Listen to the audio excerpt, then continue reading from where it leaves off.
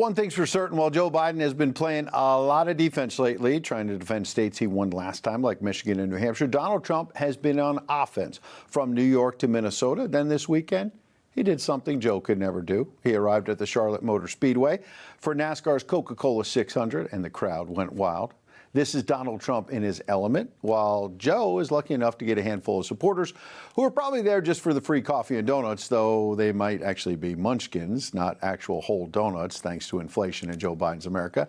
Joining me now is former 2016 presidential candidate, former governor of Arkansas, our friend Mike Huckabee. Governor, thanks for joining us. We appreciate you. Thank you, Ed. Great to be with you. Real pleasure on this Memorial Day. It certainly is. As I go through the list, and we talked about it at the top of the show from Axios, of what Joe Biden's own Justice Department is planning to use in court to basically embarrass his own family. They're going to air this dirty laundry about divorces, photos and video of Hunter smoking crack, text messages with his daughter. There are a lot of legal experts tonight saying, you don't need all of this to prove the case. They have Hunter pretty dead to rights on the gun charges. But there seems to be an element inside Joe Biden's own Justice Department that wants to embarrass him, his son, the entire family. What do you think is going on here? You know, it could be one of two things. One, maybe they're actually trying to play fair. They've seen what's been done to Donald Trump, a lot of ridiculous things that had nothing to do with things he was charged with, like the Stormy Daniels testimony or most all of the Michael Cohen testimony. But I doubt that's it. This could be the beginning of the process to try to get Joe Biden to finally say, I just can't do this. I'm going to have to bow out. Someone else needs to be the nominee. And I don't know that that's it, but there really isn't any other rational reason. But here's something I would tell you, Ed. It really looked bad for the Biden family to whine about this and to somehow pretend we're just being treated unfairly. Yeah. Because in light of the way Donald Trump has been treated by this Justice Department, they just better be glad they don't just turn Hunter's laptop on and let everybody watch the entire contents of it for several weeks at a time. Exactly.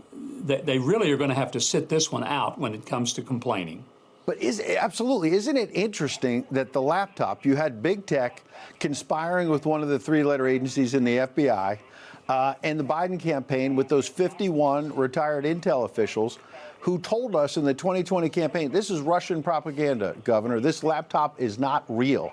And now 4 years later, that same laptop is being used as evidence by Joe Biden's own Justice Department against his son. Not just in this trial that starts a week from today, the gun trial in Delaware, but they've got another trial on tax charges in September out in California. In the last 4 years, it's gone from fake news to something that might bring the Biden family down.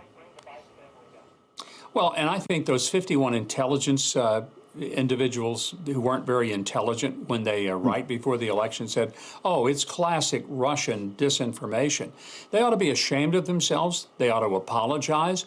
Most of them are too filled with their own pride and arrogance to ever do that. But it's interesting that it was all just Russia nonsense back then. And then suddenly, oh, no, it's real. But it's a lot like Ashley Biden's diary. You remember they said, well, that wasn't real.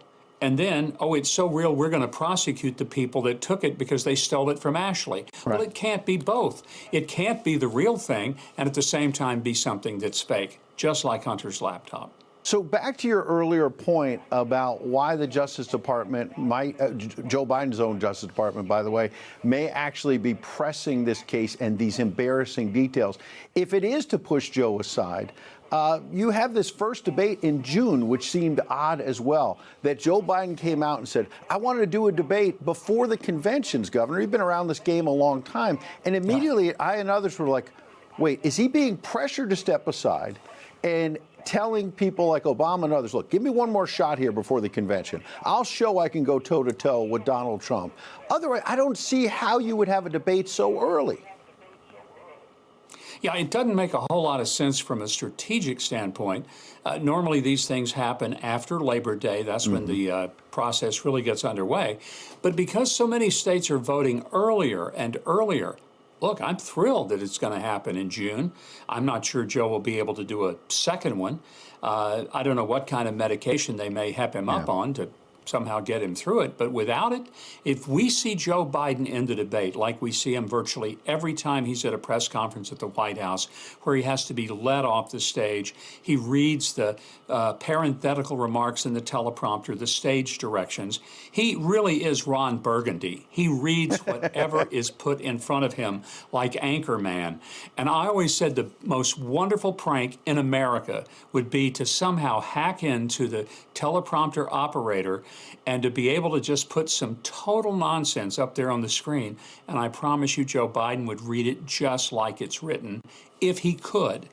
And sometimes we realize he can't even do that. Yeah, like when he says, I want re-election, pause, vote for me again, pause, and reads those directions like you mentioned. He may have a chance to use a teleprompter later this week.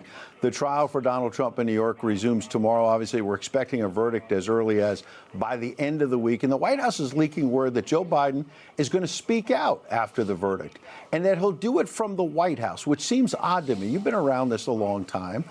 He's running a campaign against Donald Trump. Using the backdrop of the White House to weigh in on a verdict sounds to me like either the fix is in and they know what it's going to be, or even if Donald Trump is acquitted, they're going to find a way to politicize this further. Your final thought. Well, it's pretty evident to me that the White House plays it whatever works best for them. You have Karine Jean-Pierre, or as Dan Mandis, a talk show host in Nashville, calls her, Coringe Jean-Pierre.